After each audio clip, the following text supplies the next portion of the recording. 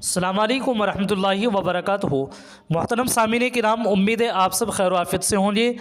گزشتہ پرسوں جمعہ سے قبل حضرت اقدس حضرت مولانا مفتی ابو القاسم صاحب نعمانی استاذ حدیث و محتمم دارالعلوم دیوبند نے تصویر کشی کے سلسلے میں ایک بیان فرمایا ہے۔ سب سے پہلے آپ حضرات اس بیان کو سماعت فرمائیں، اور وہ بیان تمام امت مسلمہ خصوصاً جو لوگ دارالعلوم دیوبند سے گھومنے کے لیے آتے ہیں، چاہے وہ مقامی ہو یا مسافر ہوں، ان سب کے لیے یہ بیان بہت اہم ہے۔ آپ حضرات اس بیان کو سماعت فرمائیں۔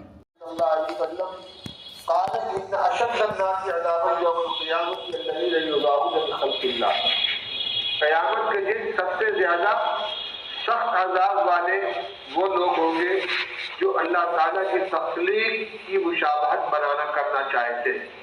ایک خالق اللہ ہے، اس نے جاندار کو پیدا کیا، ہم بھی جاندار بناتے ہیں۔ اللہ تعالیٰ کے صفت خاصہ کے اندر شریک بننے کی کوشش کرتے ہیں۔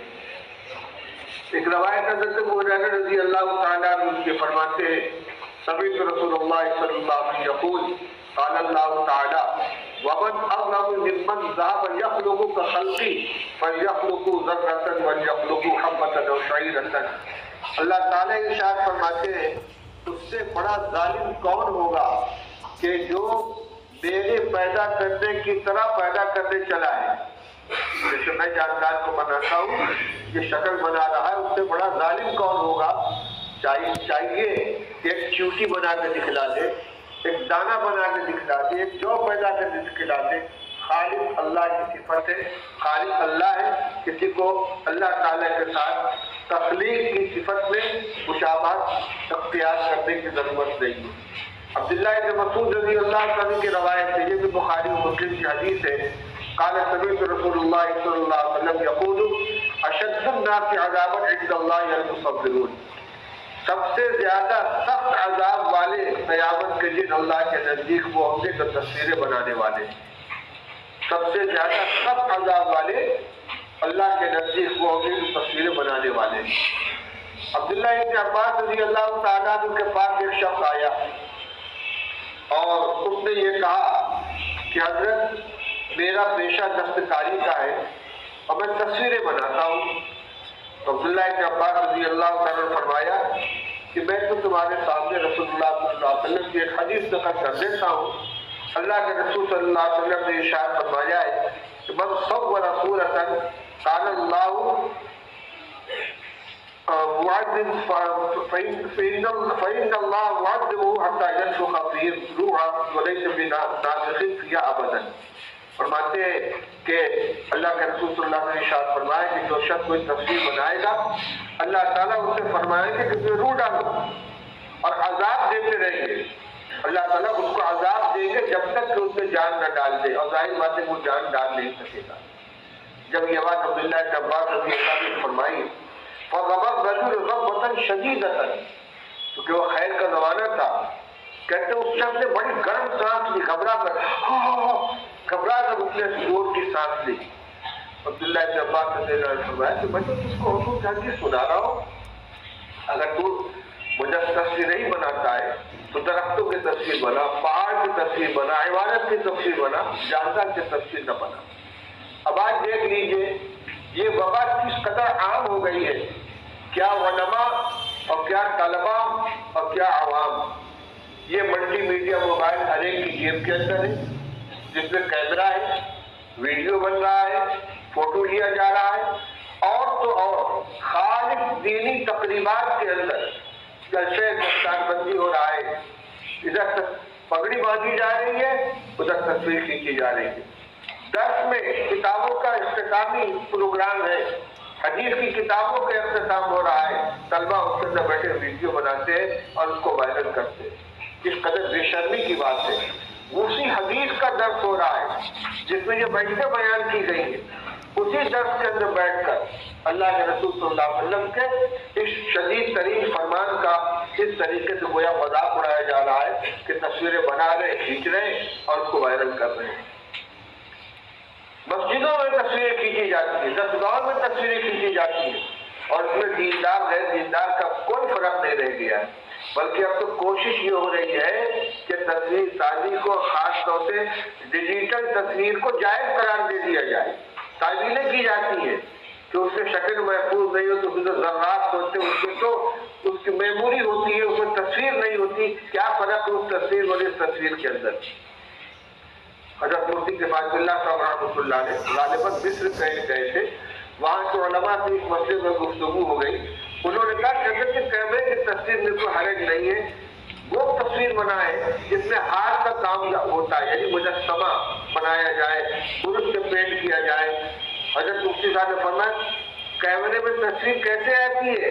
कब क्लिक किया जाता है, तो किस चीज़ से किया जा सकता है? हाथ से। तो हाथ का अमल हुआ कि नहीं हुआ? हाथ का अमल इसलिए पाया जाता है। इसलिए मेरे भाइयों, इसकी शराअत और इसकी कवायद को सोचें, किस कदर कभी अमल है ये। जिस घर में तस्वीर होती है उसमें रहमत के फरिश्ते नहीं आते, अज़ाब के फरिश्ते तो हर जगह पहुंचेंगे, रूह कब्ज़ करने वाले तो हर जगह पहुंचेंगे। इसलिए इसको बयान करना चाहिए, उलमा को बयान करना चाहिए, और अल्लाह माफ़ करे हमारी बिरादरी को, उलमा को, मुत्तकीन को, जो इस पर नकीर नहीं करते। तस्वीर खींची जा रही है, प्रोग्राम हो रहा है, तस्वीरें खींची जा रही है, रोकता भी नहीं कोई कि क्या कर रहे हो, हटाओ उसको, मना करने की भी कोशिश नहीं करते। इस वजह से लोग समझते हैं कि इसके अंदर कोई हरज की बात नहीं। मैं अपने तलबा से भी ये कहना चाहता हूँ और आम हज़रात से भी ये कहना चाहता हूँ कि अल्लाह के वास्ते इस गुनाह कबीरा से अपने आप को बचाने की कोशिश करें, इससे अपने आप को रोके। बिना ज़रूरत वीडियो कॉलिंग की जाती है, आवाज़ पहुँचाई जा सकती है। वीडियो कॉलिंग एक आम मशगला हो गया है, उधर की तस्वीर यहाँ आ रही है, यहाँ की तस्वीर वहाँ जा रही है। शादियों में पूरा वीडियो बनाई जाती है, उसमें औरतें हैं, महरम ना महरम तमाम की तमाम सजी सजाई जेवर से लदी हुई औरतें हैं, उनकी पूरी फिल्म बनाई जाती है और उसके बाद फखरिया बैठ कर उसको दिखाया जाता है। शर्म व गैरत का जनाजा निकल गया है। शर्म नहीं मालूम होती कि हम अपने घर के मस्तूरात को इस तरीके से फोटो खींचकर उसकी फिल्म बनाकर और उसकी नुमाइश करते हैं, दूसरों के सामने दिखाते हैं। क्या फायदा इस पर्दे का कि हम घर से निकलते वक्त बुर्का उड़ाते हैं और उसके बाद उसकी फिल्में बनाकर दूसरों को दिखाएं। दारुल देवबंद में जियारत के लिए लोग आते हैं, बार बार ताकीद की जाती है, ऐलान किए जाते हैं कि यहाँ तस्वीर खींचना मना है, इमारतों की तस्वीर खींचना भी मना है। लेकिन शर्म की बात यह कि औरतों को लेकर आते हैं, सामने औरतों को लेकर बाकायदा पोज बनाकर फोटो लिया जाता है।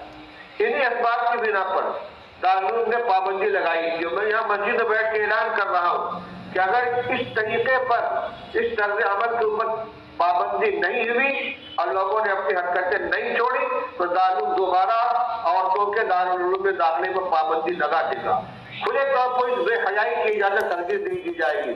लोग राजी हो या नाराज हो तो उसकी परवाह नहीं है। अब हराम काम करने की इजाजत इस तरीके से नहीं देंगे। अगर इस हरकत पर पाबंदी नहीं लगी तो दारुल दोबारा औरतों के दारुल उलूम में दाखिले पर पाबंदी लगा देगा। खुले तौर पर इस बेहयाई की इजाजत हरगिज़ नहीं दी जाएगी। लोग राजी हो या नाराज हो तो उसकी परवाह नहीं है। अब हराम काम करने की इजाजत इस तरीके से नहीं देंगे। अगर इस हरकत पर पाबंदी नहीं लगी तो दोबारा औरतों पर पाबंदी लगाएगा। जब मेरी आवाज़ जहाँ तक पहुँच सकती है उसको पहुँचा दिया जाए। अल्लाह ताला हम सबको आक़ाए नामदार सल्लल्लाहु अलैहि वसल्लम के इरशादात पर अमल करने की तौफीक अता फरमाए। वाक़िअ दावाना अल्हम्दुलिल्लाहि रब्बिल आलमीन।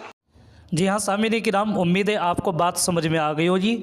हज़रत अक़दस हज़रत मौलाना मुफ्ती अबुल क़ासिम साहब नोमानी उस्ताज़ हदीस व मोहतमिम दारुल उलूम देवबंद ने ज़्यादातर ज़ोर इसी बात पर दिया है और अहादीस मुबारका पढ़ कर के भी सुनाई है, जिनका तर्जुमा भी आप हज़रात ने सुना होगा।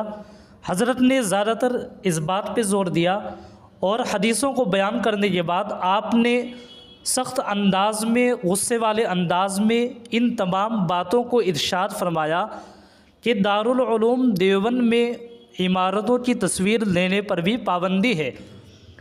मगर देखने को ये मिलता है कि लोग दारुल उलूम में घूमने आते हैं और अपनी तस्वीरें लेते हैं।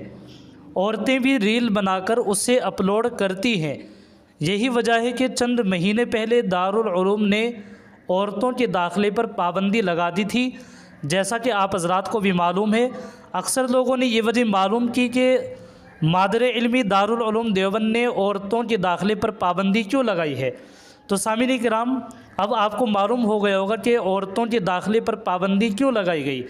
آخر میں حضرت نے فرمایا کہ اگر اب بھی لوگ اپنے اس عمل سے باز نہیں آئے تو دارالعلوم دوبارہ عورتوں کے داخلے پر پابندی لگا دے گا۔ لوگوں کو راضی کرنے کے لیے دارالعلوم ایک حرام کام کی اجازت نہیں دے سکتا۔ نیز حضرت نے فرمایا کہ میری اس آواز کو جہاں تک ہو سکے پہنچا دیا جائے، اس لیے آپ بھی اسے زیادہ سے زیادہ شیئر کر دیجیے گا۔